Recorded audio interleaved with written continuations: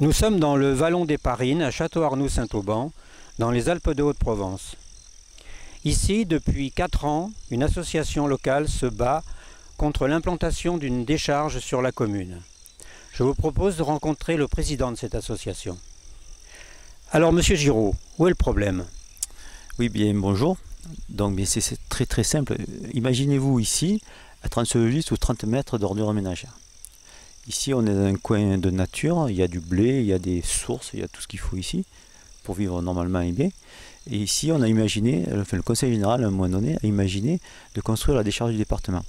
La décharge du département, c'est quand même pas quelque chose d'anodin. Il faut quand même s'imaginer qu'on a 1 500 000 tonnes de déchets qui sont prévus sur une durée d'exploitation de 30 ans. 30 ans, c'est l'héritage qu'on va laisser à nos enfants. Ça fait quand même beaucoup d'arguments contre cette décharge, sachant que c'est vrai qu'on a toujours dit, on a toujours pressenti qu'il y avait quelque chose qui allait se faire ici, mais c'est en 2008 qu'on a vraiment vu le projet tel qu'il devait être fait et qu'on a pris conscience de l'importance du projet. Jusqu'à présent, c'était quelque chose que l'on ne connaissait pas. Mais Monsieur Giraud, pour accéder à cet espace, nous on est arrivé ici en 4x4, ça me semble pas très facile quand même pour des semi-remorques. Oui, effectivement. Donc, ce qu'il est prévu dans le projet, c'est de construire une route. Alors, cette route, elle partira du sud de Saint-Auban pour arriver sous le champ de l'Aigle, qui est le champ dessous. Cette route, au passage, doit couper une petite colline, doit passer en zone inondable. Donc, on est passé par-dessus cette problématique pour accéder par le bas du champ de l'Aigle. Château-Arnoux, c'est une très petite commune par rapport aux communes du département. Ça fait partie des plus petites communes, mais paradoxalement, c'est une des plus peuplées, puisque nous sommes la 4e commune du département en termes de population. Par contre, cette décharge, elle devrait avoir une superficie totale de 28 hectares. Alors quand je dis 28 hectares, on parle de la surface totale. Dans ces 28 hectares, 9 hectares seront consacrés au trou proprement dit, dans lequel seront entassées ces ordures. Donc là, on se retrouve vraiment, on est ici dans l'espace qui sera demain, on ne l'espère pas, mais demain compromis par la décharge. Et les riverains des Parines, qu'est-ce qu'ils en pensent? Bien, les riverains sont comme nous, sont très inquiets sur l'avenir de ce site. Il faut quand même savoir qu'aujourd'hui on a des agriculteurs qui travaillent sur ce site. Et puis on a aussi un souci qui est vraiment fort, qui est l'avenir économique de notre commune. Qu'est-ce qu'on va faire de notre commune si en plus de tout le reste, on est impacté par la décharge du département? Ça, c'est quelque chose qui à terme va vraiment impacter de manière définitive et forte l'avenir de la commune. Alors Monsieur Giraud, j'ai entendu dire que vous vouliez faire un film pour défendre votre cause. Alors oui, effectivement, nous avons l'intention de faire un film pour enfin donner la parole à des gens qui pratiquent quotidiennement ce site et des vrais riverains, des gens qui vivent pour cette commune et pour ce territoire.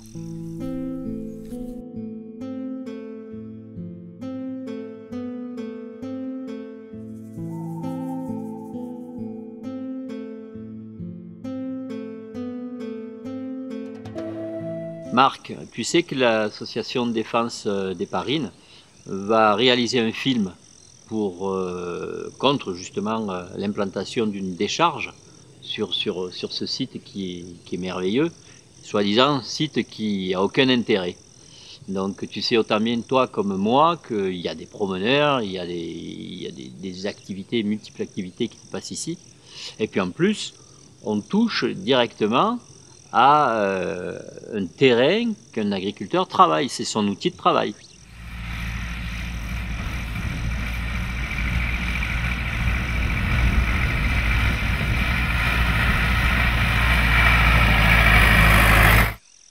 C'est vous qui le dites.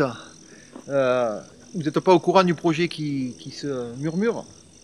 Il va y avoir bientôt la décharge. Ils veulent qu'il y ait la décharge départementale d'ordures ménagères sur ce site, au champ de l'Aigle. Qui aurait imaginé ça au champ de l'Aigle? La décharge, elle débuterait au bout de ce champ et elle terminerait au bout de l'autre parcelle. Oui, on va être touché parce qu'on va encore perdre des terres agricoles. Quand on pense qu'on entend tout le temps dire qu'on doit protéger les terres agricoles, ici c'est tout l'inverse qui se produit. Mon fils qui s'est installé l'année dernière sur l'exploitation, ça fait la 4e génération qu'on cultive les terres sur notre commune. On a été exproprié plusieurs fois, notamment par l'autoroute qui nous a amputé une partie de l'exploitation. S'ils nous prennent encore ces terres, c'est encore de notre outil de travail, de notre gagne-pain. Là, je suis vraiment inquiet pour l'avenir. Je ne sais pas si l'année prochaine, je verrai encore du blé. Je n'ose pas l'imaginer qu'on puisse plus y semer du blé ni d'autre chose. Ça serait vraiment une catastrophe pour moi et ma famille si ça arrivait ici. Ça fait des générations qu'on cultive ces terres. On a toujours respecté l'environnement qui nous entoure. On a toujours aménagé dans le respect de la nature. Par exemple, mon père avait planté ce cèdre qui fait maintenant 15 mètres. Et bien, rien que pour ça, je me battrai jusqu'au bout.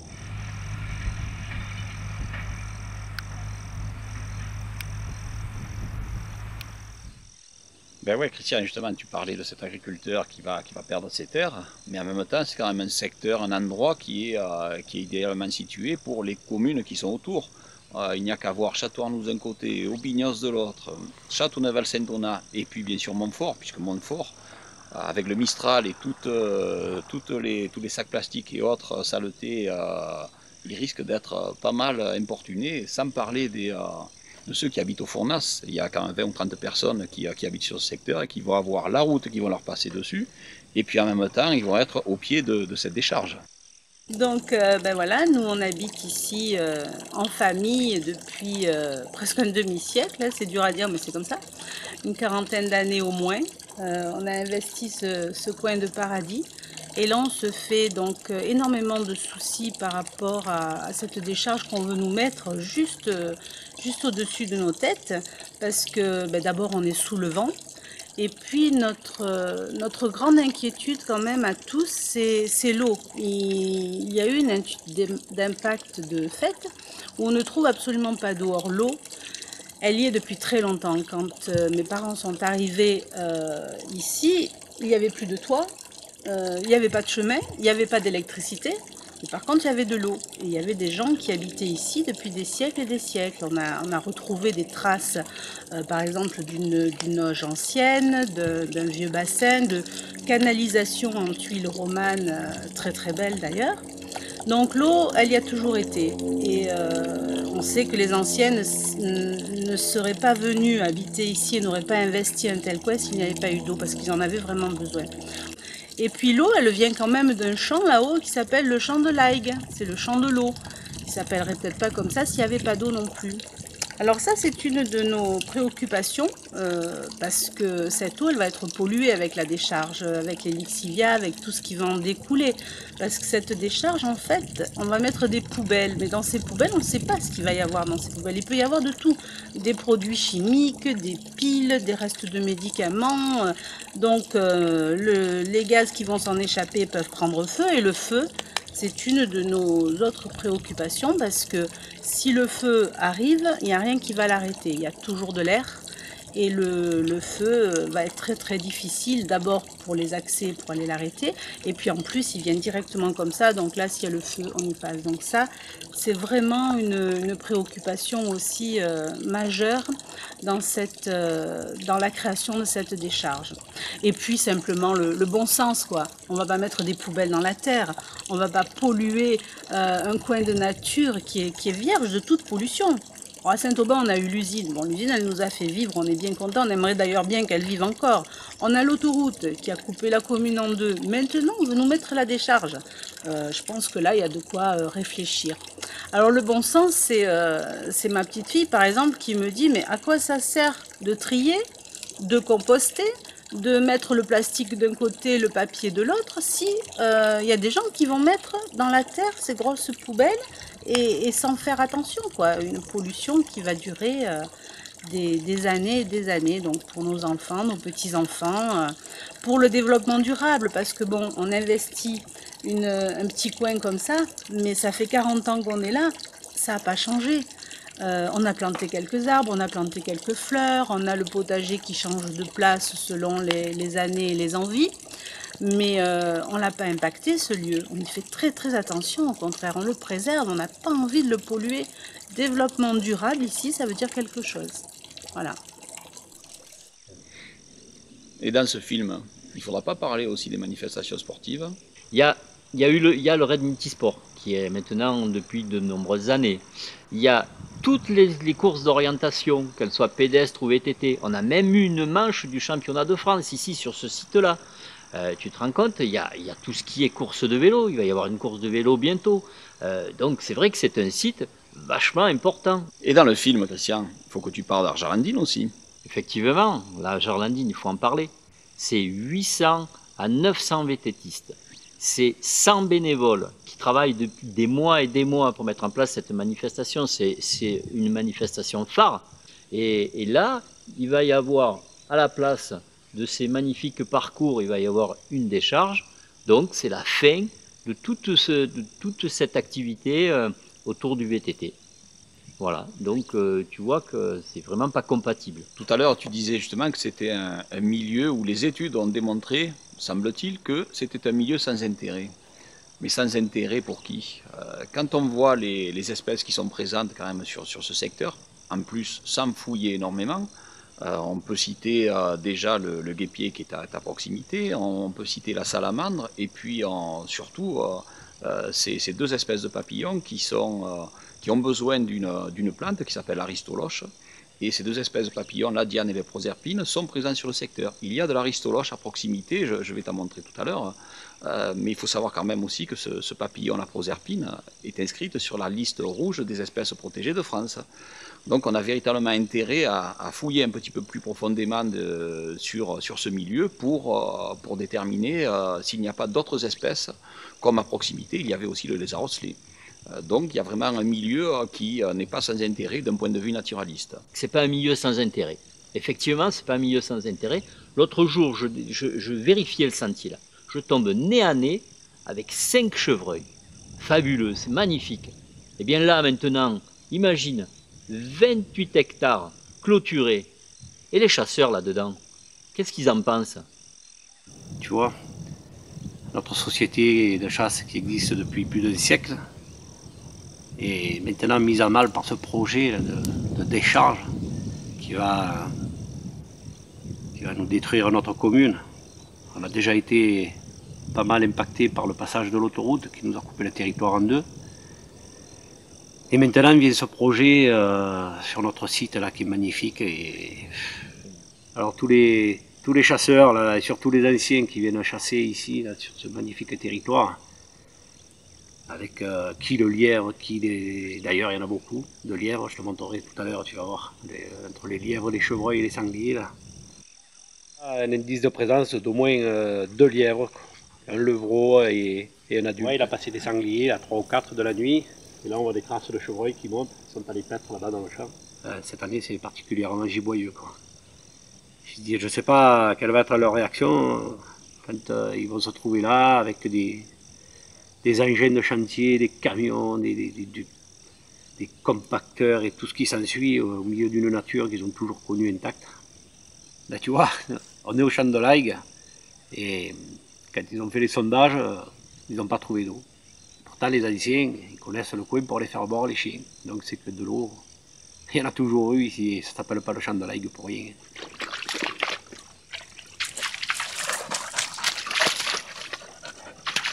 Quand tu penses qu'une emprise comme ils veulent faire, je crois que j'ai entendu parler de 28 hectares, sur un site comme ça qui comprend des champs où tous les gibiers, que ce soit les perdreaux, les faisans, les grives, il y a tout qui vient là-dessus, je veux dire ça sera mort.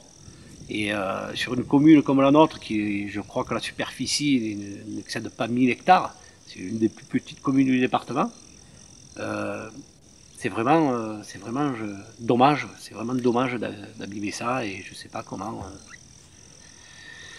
je sais pas, désespéré. On a justement programmé des sorties l'été qui arrive avec les touristes, des sorties qui vont avoir ce cadre naturel comme base.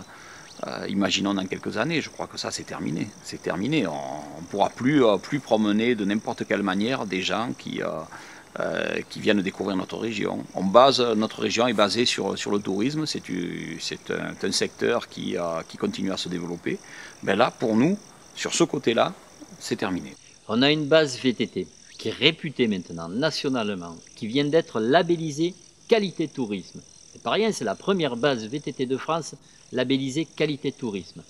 Eh bien, grâce à cette base-là, grâce à cette activité, on fait venir énormément de gens sur la communauté de communes. Tous nos hébergeurs ont des retombées économiques grâce au VTT. Eh bien, qu'est-ce que ça va devenir si on a une décharge ici? Imagine, on a une décharge ici, mais notre réputation elle va en prendre un coup. Et inévitablement, l'économie aussi avec derrière. Tu parles bien sûr des sentiers VTT, mais ces sentiers peuvent être utilisés aussi par les promeneurs, par les randonneurs. C'est un potentiel qui va disparaître pour partie bien sûr, mais qui va poser quand même quelques problèmes pour tous ces utilisateurs du milieu naturel. D'ailleurs, à proximité, il y a quand même le sentier de Saint-Jean-de-Compostelle qui passe. Ça démontre toute l'utilité de garder ce site dans cet état et pourquoi pas de le développer. D'ailleurs, en parlant de développement, je crois qu'il y a des circuits VTT qui existent, des grandes traversées VTT. Tu peux m'en dire un petit peu plus? Qu'est-ce que je vais te dire de plus? Simplement qu'il y a 2 grandes traversées qui passent exactement ici. Là, on est là, il y a la balise juste sur un arbre derrière nous. Là. Eh bien, il y a les chemins du soleil qui partent de Valence et qui descendent jusque sur la côte. Et puis tout récemment, ce qui vient d'être créé tout récemment, la grande traversée des Alpes, la Alpe-Provence, qui part de l'Arche et qui finit à Manosque et qui passe là, sur le site. Alors imagine un peu, tu vas envoyer des touristes, des gens qui vont faire de l'itinérant, tu vas les envoyer à passer à proximité d'une décharge. Et Christian, ici, c'est pas le champ des Parines, hein? Effectivement, le champ des Parines, c'est pas ici, c'est plus bas. Ici, c'est le champ de l'Aigle. Et le champ de l'Aigle, en patois, tu le sais comme moi, ça veut dire le champ de l'eau. D'ailleurs, Marc, je vais te montrer quelque chose de vachement intéressant.